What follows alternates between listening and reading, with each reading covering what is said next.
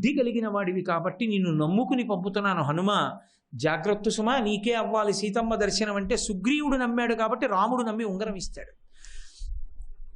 హనుమ బయలుదేరితే ప్రథమంలోనే ఆటంకం. తతశలంబస్య గిరే సమృద్ధే విచిత్రకూటే నిపపాతకూటే అంటారు మహర్షి. ఆ లంకాపట్టణంలో దిగి ఆ లంకాపట్టణం యొక్క శోభనంతటినీ చూసి లంకలోకి వెడితే కానీ సీతాన్వేషణం కుదరదు. అందుకని ఆయన అందులోకి వెళ్ళాలి అని నిర్ణయం చేసుకున్నటువంటి వారై బయలుదేరి వెడుతున్నారు. వెడుతుంటే రాజద్వారం దగ్గర లంకారాజ్యం అంతా కలిపి దాని అధిష్టాన దేవత లంక అంటారు సంస్కృతంలో. తెలుగులో లంకిణి లంకిణి అంటుంటారు. ఆ లంకయే రూపాన్ని పొంది అడ్డంగా నిలబడుతుంది, నిలబడి మాట్లాడుతూ ఉంటుంది. ఆ లంక మాట్లాడింది స్వామి హనుమతో. ఎంత ఎలా మాట్లాడిందంటే అవతల వారికి చటుక్కున కోపం తెప్పించడంలో ప్రథమం ఏది అంటే మాట తీరే. మాట తీరు బాగుండకుండా అవతల వాళ్ళకి ఎంత ప్రశాంతంగా ఉన్నవాడు చికాకు పడేటట్టుగా మాట్లాడితే చటుక్కున కోపం వస్తుంది. నిజంగా సుందరకాండలో హనుమ గొప్పతనం చూడాలి మహానుభావుడు. అసలు వెడుతూనే ఆయన్ని చూసి ఓ మాట అంది, కస్త్వం కేనచ కార్యేణ ఇహ ప్రాప్తో వనాలయ కథయ స్నేహతత్వం యావత్ ప్రాణాధరంతితే స్నేహతత్వం యావత్ ప్రాణాధరంతితే. అసలు పిలవడమే అమర్యాదకరంగా, వనాలయ అడవిల్లో తిరిగే కోతి ఇక్కడికి ఎందుకు వచ్చావురా, చంపేవతల పారేస్తాను ఊపిరిపోయే లోపల నిజం చెప్పి ఎందుకు వచ్చావు, అసలు మీరెవరు అని కూడా అడగచ్చు. అంత అన్యాయంగా అడిగింది. కస్త్వం కేనచ కార్యేణ ఇహ ప్రాప్తో వనాలయ, అడవిల్లో తిరిగేవాడా, చెట్లట్టుకు తిరిగేవాడు ఇక్కడ ఎందుకు వచ్చావు, ప్రాణం పోయే లోపల చెప్పు ఎలాగో చంపేస్తాను. ఇంకొకడికి అయితే అందులో ఆయనే సామాన్యమైన బలపరాక్రమములు ఉన్నవారండి. అది దేశకాలానువృత్తిశ్చ నయశ్చ నయ పండిత. అనువు కాని చోట అధికులమనరాదు. వెడుతున్న కార్యానికి భగ్నం కలగకూడదు. ఆయనే అంటారు ఒక చోట, ప్రభువు కన్నా గొప్పవాణ్ణి అనుకుని విపరీతంగా ప్రవర్తించేటటువంటి వాడి వల్ల స్వామి కార్యాలు నశించిపోతాయి. అందుకని చాలా జాగ్రత్తగా ప్రవర్తించాలి అంటారు. ఆమెతో మాట్లాడుతూ ఆయన అన్నారు, కాం త్వం విరూపనయనా పురద్వారేవ తిష్టసి కిమర్థం చాపిమాం వృద్ధా నిర్భత్స్వ యసిదారుణ అన్నారు. అసలు రాజద్వారం దగ్గరే కనపడ్డావు, నువ్వెవరే ఇంత వికృతంగా ఉన్నావు ముఖంతో? నేనేదో ఆ లోపల ఉన్న లంకాపట్టణంలో చెట్లు ఉద్యానవనాలు పళ్ళు తోటలు ఒకసారి అలా ఇలా చూసి వెళ్ళిపోదామని వచ్చాను కోతిని కాబట్టి, దానికి చంపేస్తాను పొడి చేస్తానని అలా అంటావే అన్నాడు. ఏమిటి మాట్లాడుతున్నావు, నా అనుజ్ఞ లేకుండా లోపలికి వెళ్ళగలవా అని ఒక్కసారి పిడికిలి బిగించి స్వామి హనుమని ఒక్క గుద్దు గుద్దింది. నిజంగా కోపం తెచ్చుకోవడానికి ఇంకంతకన్నా సందర్భం లేదు. మహర్షి యొక్క అద్భుత రచన రామాయణం. తత సమ్మర్తయామాస వామహస్యస్త శౌంగుళీ ముష్టినాభిజగానైనాం హనుమాన్ క్రోధమూర్ఛిత అన్నారు మహర్షి. ఆయనకి కోపం వచ్చిందిట. ఎవర్రా ఇది నన్ను ఇంత గుద్దు గుద్దింది అని పెద్ద హుంకారం చేసి, కుడి చేత్తో కొడితే చచ్చిపోతుంది ఆడదని ఎడం చేత్తో కొడతానని చెప్పి పిడికిలి బిగించి తత సమ్మర్తయామాస వామహస్తస్య శౌంగుళీ, ఆ ఎడం చేత్తో కొట్టబోయారట. నా ఎడం చేత్తో కొట్టినా చచ్చిపోతుందిరా ఇదని చెప్పి గట్టిగా కొట్టకుండా కొద్దిగా ఇలా గుద్దారట. దానికే అది కింద పడిపోయి కళ్ళు తేలేసి, నన్ను గెలిచిన వాడు ఎవరొస్తాడో వాడి వల్ల లంకకి చేటని ఇంతకుముందు బ్రహ్మగారు అనుజ్ఞనిచ్చారు కాబట్టి యథేచ్ఛగా వెతుక్కో సీతమ్మ దర్శనం అవుతుందండి అడగకుండానే. మహానుభావుడు క్రోధాన్ని వశం చేసుకోవడం అంటే స్వామి హనుమయ్య. అందుకే ఆయన పాదములు పట్టుకుంటే బుద్ధిర్యశో బలం ధైర్యం నిర్భయత్వ మరోగత అజాడ్యం వాక్ముటత్వంచ హనుమాత్ స్మరణాత్ భవేత్. అంతటి మహానుభావుడు. ఎన్ని కష్టాలు పడ్డారండి ఆయనకి చేత కాక. ఆయన్ని పట్టుకుని చారీకుడు చారీకుడు అని చెప్పి కర్రలు పెట్టి కొడుతూ తిప్పారు రథంలో. తిప్పుతుంటే వీళ్ళ మొహం వీళ్ళు నన్ను కొట్టేది ఏమిటి, రాత్రి వెతికి ఆ లంక ఎలా ఉంటుంది హనుమాన్ అడిగితే నా స్వామికి ఏం చెప్పను, బలాబలాలు చూడాలి వీళ్ళే తిప్పుతున్నారుగా అని దెబ్బలు తింటూ లంకాపట్టణాన్ని అంతటినీ చూశారు తప్ప కోపగించుకోలేదు. స్వామి కార్యాన్ని దృష్టిలో పెట్టుకున్నారు. భూతాశ్చార్దాహ విపద్యంతే దేశకాల విరోధితా అర్ధానర్ధాంతరే బుద్ధిర్నిశ్చితాపి నశోభతే ఘాతయంతి హి కార్యాణి దూతాహ పండితమానినః అంటారు. అక్కర్లేని అహంకారం అంతా ఒంట్లో పెట్టుకుని బయలుదేరినటువంటి వాడు ప్రభువు యొక్క కార్యాన్ని పాడు చేస్తాడు దూత. కాబట్టి నేను ఎక్కడ ఎలా ఉండాలో అలా సమయోచిత ప్రజ్ఞతో ప్రవర్తిస్తానంటారు. అంతటి మహానుభావుడు. కోపాన్ని వశం చేసుకోవడం అంటే హనుమని చూసి నేర్చుకోవాలి. అంతటి గొప్ప వ్యక్తిత్వం ఉన్నటువంటి వాడు. అటువంటి స్వామి హనుమ రామాయణంలో ఓర్పుతో గెలిచారు. అసలు ఓర్పుతో గెలవడం అంటే ఓర్పుని ప్రతిపాదించారు హనుమ. ఎవరికి సహనం ఉంటుందో, ఎవరికి ఓర్మి ఉంటుందో, క్షమ ఉంటుందో వాళ్ళు కోపాన్ని గెలవగలరు. ఎందుకు అంటే సమస్య వచ్చినా ఓర్పుతో దాన్ని పరిశీలనం చేస్తారు తప్ప తొందరపడిపోయి మాట అనీరు. బిగిసిపోయేట్టు విరిగిపోయేటట్టు చెయ్యరు. ఉంది కదా నోరు, ఉంది కదా నాలుక అని తొందరపడి వాడరు. అవసరమైతే మౌనంలో కెడతారు. బాలకాండలో ఒక అద్భుతమైనటువంటి ఘట్టాన్ని మహర్షి ఇచ్చారు. ఎంత కోప్పడవలసినటువంటి సందర్భంలోనూ ఎంత ఓర్పు పట్టారో చెప్పడానికి. కుశనాభుడు అని ఒక మహారాజు, ఆయనకి ఘృతాచి వలన 100 కన్యలు పుట్టారు. వాళ్ళందరూ దేవకాంతలే, అంత అందగత్తెలు. వాళ్ళందరూ వాద్యాలు మీటుతూ పాటలు పాడుతూ వర్షాకాలంలో మెరుపు తీగల్లా పర్వతాల మీద నిలబడి ఆడుకుంటున్నారు. ఆడుకుంటుంటే వాయువు వాళ్ళని చూశాడు. మీరింత అందగత్తెలు మనుష్య జాతిలో ఉంటే మీ అందం కొంతకాలం అయిన తర్వాత శిథిలమైపోతుంది. నాకు భార్యలు కండి, మీ అందం శాశ్వతంగా ఉండిపోతుంది అన్నాడు. వాళ్ళు ఒక గొప్ప మాట అన్నారు వాయువుని ఉద్దేశించి. నువ్వు వాయువువి, ధర్మం తెలిసిన్నవాడివి, ఇలా అడగచ్చా ఆడపిల్లని? పితాహి ప్రభురస్మాకం యస్యనో దాస్యతి పిత. మాకు దైవమైన పెద్దరికమైన అన్నీ తండ్రి. అటువంటి తండ్రి దగ్గర పెరుగుతున్నటువంటి కూతుళ్ళం మేము. మాకు పెళ్లి చెయ్యాలి అంటే మాకు ఎవరినిచ్చి పెళ్లి చెయ్యాలి అనేటటువంటిది నిర్ణయం చెయ్యవలసిన వాడు తండ్రి. అంతేకాని తండ్రి ఉండగా తల్లి ఉండగా వాళ్ళని కాదని ఈ దేశమునందు ఏ ఆడపిల్ల తన వరుడిని తాను వెతుక్కునే దరిద్రపు రోజు రాకుండుగాక అన్నారు. యస్యనో దాస్యతి పితా సనో భర్త భవిష్యతి పితాహి ప్రభురస్మాకం దైవతం పరమం హిసహ. మాకు తండ్రి ఉన్నాడు, ఆయన మాకు పరదైవం. తండ్రి ఉండగా ఆయన నిర్ణయించాలి తప్ప మేము పెళ్లి చేసుకోవడం ఏమిటి, మేము వరుణ్ణి వెతుక్కోవడం ఏమిటి? హీన సంస్కృతి మాకు కాదు. అటువంటి రోజు ఈ దేశమునందు ఏ ఆడపిల్లకి కలగకుండుగాక. సనోభర్త భవిష్యతి, భవిష్యత్తులో కూడా అటువంటివి జరగకూడదు. అది రామాయణానికి వారసత్వం. అటువంటి రామాయణానికి వారసత్వం ఉన్న ఈ దేశంలో వ్యాలంటైన్స్ డే జరపడం ఎంత దారుణము ఘోరమో మీరు ఆలోచించారు. కాబట్టి సనోభర్త భవిష్యతి ఈ మాటలు చెప్తే వాయువుకి కోపం వచ్చింది. వాళ్ళ శరీరావయముల అంతట యందు వికృతంగా తిరిగి వాళ్ళ కాళ్ళు చేతులు స్వాధీనం లేకుండా చేసేశాడు. వాళ్ళు డేకుతూ పాకుతూ ఇంటికి వచ్చి పడిపోయారు. కుశనాభుడు వచ్చి చూసి, అమ్మా ఏమమ్మా 100 అలా పడిపోయారన్నాడు. నాన్నగారు వాయువు ఇలా అడిగాడు, మేము కాదు అన్నమ్మా, తండ్రిని అడగమన్నమ్మా, తండ్రి ఇస్తే పెళ్లి చేసుకుంటా ఉన్నాం. కానీ ఆయన కోపగించి మా యందు వక్రంగా తిరిగి సమస్తావయముల యందు ప్రవేశించి మాకు వాతం కమ్మేట్టు చేసి పడగొట్టాడన్నారు. మీరేం చేశారమ్మా, మీరు కూడా శాపం ఇవ్వగలిగిన సమర్థులు కదా, మీరు వాయువుకి శాపం ఇవ్వలేదా అని అడిగాడు. వాళ్ళన్నారు, నాన్నగారు ఒకడు ధూర్తుడై ప్రవర్తించవచ్చు, అలాగని యువతల వాళ్ళు కూడా ప్రవర్తిస్తే లోకం ఎలా నిలబడుతుంది అన్నారు. ఆ కుశనాభుడు పరవశించిపోయి అన్నాడు, అమ్మా క్షమాదానం, క్షమా యజ్ఞం, క్షమా సత్యం హి పుత్రికాః, క్షమా ధర్మం, క్షమా యశః, క్షమయావిష్ఠితం జగత్ అన్నాడు. అమ్మా ఓర్పు చాలా గొప్పదమ్మా. ఓర్పుని మించినటువంటి ధర్మం లేదు, ఓర్పుని మించిన యజ్ఞం లేదు, ఓర్పుని మించిన సత్యం లేదు, ఓర్పుని మించిన కీర్తి లేదు. ఓర్పునందే ఈ లోకము నిలబడి ఉన్నది. ఓర్పు పట్టవలసిన వాడు ఓర్పు పట్టకపోతే అసలు లోకం నిలబడదమ్మా. క్షమయావిష్ఠితం జగత్, ఎంత పెద్ద మాటో వాల్మీకి మహర్షి ప్రయోగం. ఓర్పునందు ఈ లోకము నిలబడింది. ఓర్పు లేకపోతే ఎన్ని కుటుంబాలు ఎలా పాడైపోవాలో. పెద్దవాళ్ళు సంస్కారం ఉన్నవాళ్ళు ఓర్పు పడుతున్నారు కాబట్టి నిలబడుతున్నాయి. ఆనాడు చెప్పాడు కుశనాభుడు, చెప్పి మీరు బెంగ పెట్టుకోకండమ్మా. వాళ్ళు అన్నారు కదా, మా తండ్రికి తెలుసు మమ్మల్ని ఎవరికి ఇవ్వాలని. వాయువు అంతటి వాడు తప్పు చేస్తే వెతికాడు ఎవరికి ఇవ్వాలి నా పిల్లలని. చూడి అని ఒక బ్రహ్మర్షి, సోమద అని ఆయనకి పరిచర్య చేసింది. చూడిని వివాహం చేసుకోలేదు ఆవిడ. అంతటి బ్రహ్మర్షికి సేవ చేయడం చాలనుకుని సేవ చేసింది.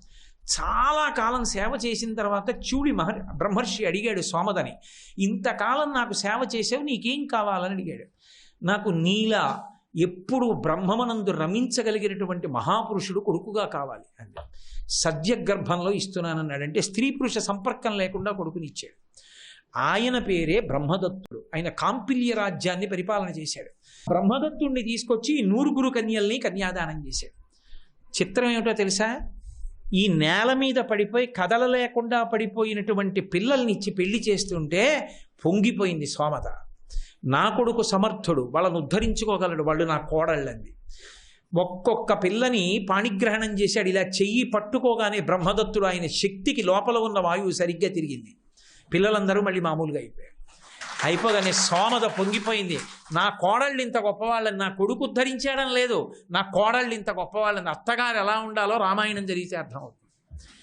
కాబట్టి పొంగిపోయి తీసుకెళ్ళింది. అప్పుడు అంటాడు కుశనాభుడు, అలంకారోహి నారీణాం, అమ్మ మిగిలిన వాళ్ళ మాట ఎలా ఉన్నా ఆడదానికి ఓర్పు మరీ ఎక్కువ ఉండాలమ్మా. పురుషుడికి కూడా ఉండాలి, కానీ ఆడదానికి ఎక్కువ ఉండాలి. ఎందుకో తెలుసా? అందుకే సన్నికళ్ళు తొక్కిస్తారు ఆడపిల్లని. ఎందుకు తొక్కిస్తారంటే ఒక చోట పెరిగింది, ఒక వాతావరణానికి అలవాటు పడిపోయింది, భర్తని నమ్ముకున్న ఇంటికి వెళ్ళిపోతోంది. కానీ అన్నీ అనుకూలంగా ఉండవు, తను పెరిగినట్టు ఉండవు, రకరకాలుగా ఉంటాయి. మరిది ఓలా మాట్లాడతాడు, వదిలిగారు ఓలా మాట్లాడుతుంది, అత్తగారు ఓలా ఉంటుంది, మామగారు ఓలా ఉంటాడు, ఓడికి బాధ్యత ఉంటుంది, ఓడికి కర్తవ్యత అని ఇష్టం ఉండదు. ఇలాంటి వాళ్ళ మధ్యలోకి వెళ్ళినా అదే పనిగా భర్తకి కుటుంబం మీద చాడీలు చెప్తే కుటుంబాలు విచ్ఛిన్నమైపోతాయి. కాలు పెట్టినతోనే కాంతుని మెడ విర్చి నిండు సంసారంబు రెండు చేసి తనమగడెంత ఆర్జనపరుడైన పొరుగు పుల్లమ్మ కాపురము మెచ్చి ప్రాణేశుడొకటి సల్పక తానొకటి సెల్పి అది ఏమనంగ కస్సుమనుచు లేచి విబుడెందులకు నేని విసిగి ఒక్కటి అన పెళ్ళున 10,000 కుప్పి పట్టజాలక పెనిమిటి ఇట్టెయన్న బావికి నీ ఏటికి నివడి పరుగులెట్టెడి కాంతతోడి కాపురము కంటే వేరే నరకంబు కలదే అంటాడు. కాబట్టి అలా అవకుసుమా, అవతల వారి సంసారము నిలబడిందంటే ఆడదాని వల్లే. నెలకి 3 వానల్లో ఒక వర్షం పడిందంటే ఆడదాని వల్లే. అసలు ఈ దేశంలో వాంగ్మయంలో ఆడదానికి ఇచ్చినంత గౌరవం మగవాడికి ఇవ్వలేదు. మగవాడు పుడితే, మగవాడు ధర్మనిష్ట కలిగినటువంటి వాడైతే ఒక్క తండ్రి ఆ వంశమే తరిస్తుంది. ఆడపిల్ల ధర్మనిష్ట కలిగినదైతే ఆమె వలన ఉభయ వంశములు తరిస్తాయి. అందుకని అమ్మ, ఆ రాయి ఎంత కఠినంగా ఉందో, ఎన్ని కష్టాలు వచ్చినా అలా రాతిలా తట్టుకోవడం నేర్చుకోమని తొక్కిస్తారు సన్నికళ్ళు. అంతేగాని ఉత్తినే ఏదో కాలు పెట్టడం కాదు. ఎందుకు ఏది చేశారో తెలిస్తే కదండి, అది వాళ్ళ తప్పు కాదు. పిల్లలకి పాపం ఏం తెలుస్తుంది? పెద్దవాళ్ళు కూర్చోబెట్టి చెప్పి చేయిస్తే అప్పుడు వాళ్ళకి తెలుస్తుంది, వాళ్ళు సుసంపన్నంగా జీవితాలు గడుపుతారు. కాబట్టి అమ్మా నేను సంతోషిస్తున్నానన్నాడు కుశనాభుడు. క్షమ, ఓర్పు చేత అంత బాధని, కోపం రావలసిన సందర్భాన్ని కూడా ఎలా తిరస్కరించారో సుందరకాండలో హనుమ ప్రతిపాదిస్తే బాలకాండలో జరిగిన వృత్తాంతాన్ని మహర్షి చూపించారు. నిజంగా కోపం రావడం అంటే అగ్నిహోత్రం వచ్చినట్టు రావాలి సీతమ్మకు ఒక సందర్భంలో. అంత కష్టపడింది మహాతల్లి. అంత కష్టపడినటువంటి సీతమ్మని పిలిచి అంతమంది వానరులు చూస్తూ ఉండగా నువ్వు అగ్ని ప్రవేశం చెయ్యి అన్నాడు. నేను నిన్ను ఎందుకు రక్షించానో తెలుసా? భార్యగా తీసుకెళ్లాలని కాదు, నీ మీద వ్యామోహంతో కాదు. క్షత్రియ వంశంలో, ఇక్ష్వాకు వంశంలో పుట్టినటువంటి రామచంద్రమూర్తి తన భార్యని ఎత్తుకుపోతే రక్షించుకోలేకపోయాడన్న అపకీర్తి రాకూడదని రావణ సంహారం చేశాడు. నీ ఇచ్చ వచ్చిన చోటుకి నువ్వు ఇప్పుడు వెళ్ళిపోవచ్చు అన్నాడు. ఈ మాట అంటే సీతం మిగిలిన వాళ్ళందరూ అపార్థం చేసుకున్నారు. ఇప్పటికీ అక్కర్లేని తీర్పులన్నీ దాని మీద రాస్తారు. సరిగా అర్థం చేసుకున్నది సీతమ్మ ఒక్కతే. ఆవిడంది లక్ష్మణస్వామిని పిలిచి చితి పేర్చు, అగ్నిప్రవేశం చేస్తానని. వద్దు అని రాముడు అనలేదు. ఆమె అగ్నిప్రవేశం చేసింది. అగ్ని పునీత అయి పైకొచ్చింది. సీత, నా కంటి కలకొచ్చిన వాడి కంటికి ఎరుపు రంగికి అన్నీ ఎర్రగా కనపడ్డట్టు నిన్ను నేను అలా చూడవలసి వచ్చింది. నీకు తెలుసు నా హృదయం అన్నాడు. అవును నాకు తెలుసు అంది ఆవిడ. ఎందుకని? సీతారాముడుగా ఉండడం ఆయన స్వవిషయం. తిరిగి వెళ్ళగానే రాజారాముడవుతాడు. 10 మందికి ఆదర్శంగా ఉండవలసిన వాడు. అగ్ని పునీత అయిన భార్యని తీసుకొస్తేనే పనికిరాని మాటలన్న లోకం అలా చేయించి ఉండకపోతే ఎన్ని మాటలను ఉండేది? రామాయణానికి విలువ ఉండేదా? అన్ని చేస్తేనే రామాయణం అంతా వదిలేసి భార్యను అనుమానించాడు రాముడని అక్కర్లేని మాటలు రాసేటటువంటి దరిద్రులైన రచయితలున్న రోజుల్లో రాముడే బేలగా ప్రవర్తించి ఉంటే, అందుకని మహానుభావుడు తన కర్తవ్యతానిష్ట తనది, తన భర్త యొక్క గౌరవానికి కళంకం రాకూడదన్న కర్తవ్యతానిష్ట తనది, సీతమ్మది. అందుకే ఆమె అగ్నిపునీత అయి పైకొచ్చింది. పరమ ప్రేమతో తొడ మీద కూర్చోబెట్టుకుని తీసుకెళ్లి పట్టాభిషేకం చేసుకున్నాడు. అటువంటి రామచంద్రమూర్తి నిండు గర్భిణి అయిన సీతమ్మని దేశంలో ఒకడు అనరాని మాట అంటే చెప్పకపోతే గొడవ వదిలిపోతుంది కదా, కాదు, కర్తవ్యతానిష్ట. చారులు చెప్పేశారు రాముడికి. రాజారాముడిగా ఉండాలంటే నేను ధార్మికంగా ఉంటేనే, అందుకని చెప్పి నేను భార్యని మున్యాశ్రమములలో విడిచిపెడతానని చెప్పి లక్ష్మణస్వామిని ఇచ్చి పంపించాడు. ఆమె మున్యాశ్రమములలో దింపి అప్పుడు చెప్పాడు లక్ష్మణుడు, అన్నగారు నిన్ను ఇక్కడ విడిచిపెట్టి రమ్మన్నాడమ్మా అని. నిండు గర్భిణి, ఎటువంటి తల్లి, జనక మహారాజు గారి కూతురు, దశరథ మహారాజు గారి పెద్ద కోడలు, రామచంద్రమూర్తి ఇల్లాలు, లక్ష్మణ భరత శత్రుఘ్నులకు వదిన గారు, జగదేక మాత, అటువంటి తల్లి నిండు గర్భిణి అరణ్యంలో విడిచిపెడితే గంగ పరవళ్లతో ప్రవహిస్తోంది ఎదురుగుండా. ఇంకొక స్త్రీ అయితే అగ్నిహోత్రం అయిపోతుంది, ఎన్నైనా నిందలు చేస్తుంది, అనుమానమే మీ వంశంలో ఉన్నదంటుంది. ఆ తల్లి ఒక మాట అంది, అది కర్తవ్యతానిష్ట, అది ఓర్మి అంటే. ఆవిడంది, నఖల్వద్యైవ సౌమిత్రే జీవితం జాహ్నవీజలి చిజేయం రాజవంశస్థో భర్తుర్మే పరిహాస్యతే. ఉత్తరకాండ. లక్ష్మణ, ఇప్పుడు నాకు 2 ఉన్నాయి ప్రత్యామ్నాయాలు. ఒకటి గంగ, నేను అందులో ప్రవేశించి శరీరం వదిలిపెట్టచ్చు. 2, ఈ గర్భంలో ఉన్న పిల్లల్ని పైకి తీసుకొచ్చి వాళ్ళని విద్యాభ్యాసం చేయించి రామచంద్రమూర్తికి అప్పచెప్పేయడం. ఆమెకి తెలుసు తన మీద అనుమానం రాముడిది కాదు, రాజారాముడిగా నిలబడాలనుకున్నాడు. రాముడికి తెలుసు సీతమ్మ అగ్ని పునీత, కానీ రాజారాముడిగా కూర్చోడానికి ఆయన పంపించాడు. మహాతల్లి, రాముడు ఏకపత్ని వ్రతుడు, రాముడు నన్ను వివాహం చేసుకున్నది ప్రజాపత్యర్థం, తన వంశం నిలబడడానికి చేసుకున్నాడు. రాముడి తేజస్సు నాలో పెరుగుతోంది, రాముడి వంశాన్ని నశింపచేసే అధికారం నాకు లేదు, రాముని వంశాంకురాలు రామునికి అప్పచెప్పి నేను వెళ్ళిపోతానండి. అసలు రహస్యం, రామావతారం ఎలా పరిసమాప్తి జరగాలి, ఎవరు తీసుకెడతాడు రాముణ్ణి? రామావతార పరిసమాప్తి జరగాలంటే ఒక్కటే, సీతమ్మ ముందు వెళ్ళిపోవాలి. అది సీతారాముల దాంపత్యం అంటే. అందుకే పరమాచార్య స్వామి అంటుండేవారు, శుభలేఖ మీద సీతారాముల ముద్ర వెయ్యకుండా పెళ్లి చేసిన వాడు అధముడు. శుభలేఖ మీద సీతారాములుండి తీరాలి. దాంపత్యం అంటే సీతారాములే, ఇంకొకటి చెప్పం, సీతారాములే దాంపత్యం. కాబట్టి ప్రజాపత్యం, సంతానం కోసం నన్ను స్వీకరించాడు, ఇప్పుడు నేను మరణిస్తే రాముడికి వంశం నిలబడదు. అందుకని ఆయన సంతానం ఆయనకు అప్పగించి నేను అవతార పరిసమాప్తి చేస్తానంది. ఆయన వంశాంకురాలను ఆయనకు అప్పచెప్పి ఆవిడ వెళ్ళిపోయింది. ఆవిడ వెళ్ళిపోయిన తర్వాత ఇక రాముడు భూమండలం మీద లేడు. ఆయన ముందు లక్ష్మణస్వామి వెళ్ళిపోయాడు, తర్వాత రామచంద్రమూర్తి వెళ్ళిపోయారు, భరత శత్రుఘ్నులు, వాళ్ళతో పాటు కోసల రాజ్యంలో ఎందరో పౌరులు కూడా వెళ్ళిపోయారు. ఒక్క స్వామి హనుమని పిలిచి అడిగారు, వచ్చేస్తావా నాతో అని. అంటే నీ కథ చాలు, నీ నామం చాలు నాకన్నాడు. రామాయణం కానీ రామాయణాంతర్గతమైన విషయములు కానీ ఎక్కడ చెప్పబడినా నువ్వు వెళ్ళి కూర్చో, నువ్వు వెళ్ళి కూర్చున్న చోటు కాబట్టి అక్కడ ఉన్న వాళ్ళందరికీ కూడా శుభాలు జరుగుతాయి. నా నామము నా కథ ఉన్నంత కాలము నువ్వు ఉండాలన్నాడు. అందుకే మహానుభావుడు చిరంజీవి స్వామి హనుమ ఉండిపోయారు. ఆరణ్య పర్వంలో భీమసేనుడికి దర్శనమిస్తారు గంధమాదన పర్వతం మీద. ఇప్పటికీ వారు ఉన్నారు. ఎంతమందికి దర్శనమిచ్చారో స్వామి హనుమ. కాబట్టి ఏమి ఓర్పు నా తల్లిది. అందుకే అంటారు స్వామి హనుమ శిశుపావృక్షం నుంచి చూసి, క్షితిక్షమా పుష్కర సన్నిభాక్షి యారక్షిత రాఘవలక్ష్మణాభ్యాం సారాక్షసీభి వికృతిక్షణాభి సంరక్షిత సాంప్రతి వృక్షమూలే అంటారు. ఎక్కడిది ఇంత ఓర్పు నా తల్లికి అని అడిగారు. ఇంత ఓర్పు నా తల్లికి ఎక్కడి నుంచి వచ్చిందంటే, భూమికి బిడ్డ కదూ, భూదేవి కూతురు, ఆ భూమికున్న ఓర్పే నా తల్లిది అన్నారు. క్షితిక్షమా, భూమికున్న ఓర్పే సీతమ్మకు ఉందన్నారు. ఎంత ఓర్పు! ఇందులో వచ్చినవన్నీ తింటాం, సమస్త భోగములు ఇందులోంచి వచ్చినవే అనుభవిస్తాం. కారు కొనుక్కోవాలంటే ఇనుము ఇందులోంచి వస్తుంది, పెట్రోల్ ఇందులోంచి వస్తుంది, వజ్రములు వైఢూర్యములు రత్నములు అన్నీ ఇందులోంచి వస్తాయి. కానీ ఏ తల్లి, ఆమె శ్రీ మహావిష్ణువు యొక్క ఇల్లాలు భూదేవి కాబట్టి జగన్మాత, అటువంటి తల్లిని రోజు కాలితో మట్టి లేవకపోతే మన బ్రతుకు లేదు. చిన్నతనంలో అమ్మ పాలిస్తున్నప్పుడు అమ్మ ఒళ్ళో పడుకుని అమ్మకి ప్రాణప్రదమైన మంగళసూత్రాలని చేతిలో పట్టుకుని పాదమెత్తి అమ్మ గుండెల మీద తన్నినా కూడా అమ్మ సున్నితంగా మంగళసూత్రాలని విడిపించుకుని పువ్వుల పొట్టం లాంటి పాదాన్ని చేత్తో పట్టుకుని ముద్దు పెట్టుకుని క్షమించింది. పెద్దవాడైన తర్వాత దిక్కు లేక ఈ అమ్మని కాలుతో తంతాడు. అయినా పోన్లేరా, నీకు బ్రతుకెక్కడుంది, నన్ను తనకపోతే నడు అని విడిచిపెట్టింది ఆవిడ. తను ఇల్లు కట్టుకోవాలి, గుణపం తెచ్చి అమ్మ గుండెల మీద కన్నం పెడతాడు శంకుస్థాపన చేశానని. తనకు అన్నం కావాలి, నాగలి పట్టుకొచ్చి నాగేటి చాలుతో అమ్మ ఒంటి మీద గాయాలు చేస్తాడు, భరించింది. తన మలమూత్రములను అమ్మ ముఖం మీద విసర్జిస్తాడు, పట్టుకుంది. నా వాళ్ళు అన్నవాళ్ళు ఆయన కీర్తిని పంచుకున్నారు, ఆయన డబ్బు పుచ్చుకున్నారు. ఆయన శరీరం పడిపోతే ఆ అమ్మే పుచ్చుకుంటుంది. ఇన్ని తప్పులు చేసినా భరించినది భూదేవి. ఆ భూదేవికి కూతురు కదమ్మా, అందుకే నీకు ఇంత ఓర్పు. ఒక్క మాట క్షితిక్షమా పుష్కర సన్నిభాక్షి. ఆవిడ ఏడిచింది సుందరకాండలోనని. ఆవిడ కన్నీటి బొట్లు ఎక్కడ పడ్డాయో ఆ భూమి అంతా కాలిపోతుందని స్వామి హనుమ ఏం చేశారంటే, సమస్త భూమండలము కాలకూడదని సీతమ్మ కన్నీటి బిందువులు పడ్డ భూమిని ఒక్కదాన్నే కాల్చేశారు. అందుకే యశోకవన్నిం జనకత్మజాయా ఆదాయతేనైవ దదాహలంకాం నమామితం ప్రాంజలిరంజనీయం.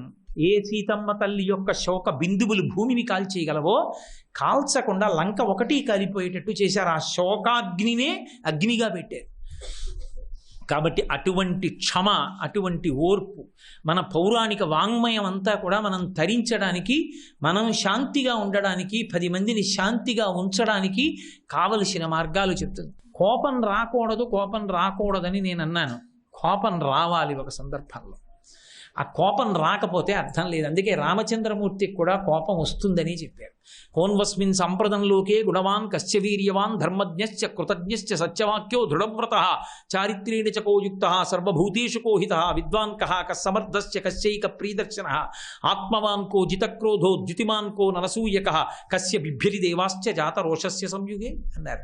జితక్రోధో, రెండవది ఆయన కోపాన్ని వశం చేసుకుని ఉంటాడు. కోపముతో మిగిలినటువంటి కామక్రోధ లోభ మదమోహమాత్సర్యములు ఆయన వశంలో ఉంటాయి. ఆయనే కోపం తెచ్చుకున్నాడా, దేవతలు కూడా భయపడతారు.